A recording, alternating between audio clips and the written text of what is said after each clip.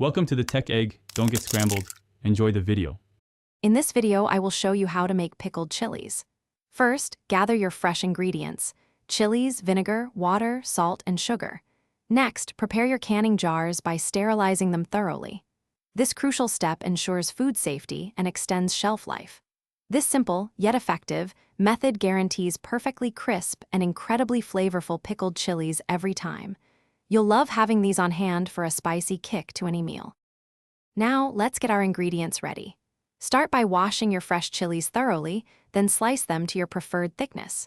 For the brine, combine 1 cup of vinegar with 1 cup of water in a saucepan. Stir in 1 tablespoon of salt and 2 tablespoons of sugar until fully dissolved.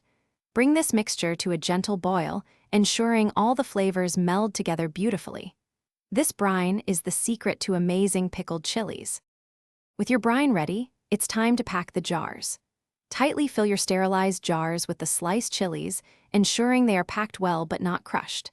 Carefully pour the hot brine over the chilies, leaving exactly 1/2 inch of headspace at the top of each jar. Wipe the rims clean, then secure the lids and bands. Finally, process the sealed jars in a boiling water bath for 10 minutes to ensure proper sealing and preservation. Once processed, let your pickled chilies cool completely. For the best flavor, allow them to cure for at least 2 weeks before opening.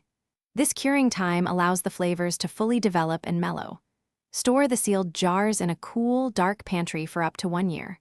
Once opened, refrigerate and enjoy your delicious homemade pickled chilies with sandwiches, tacos, or as a zesty side dish.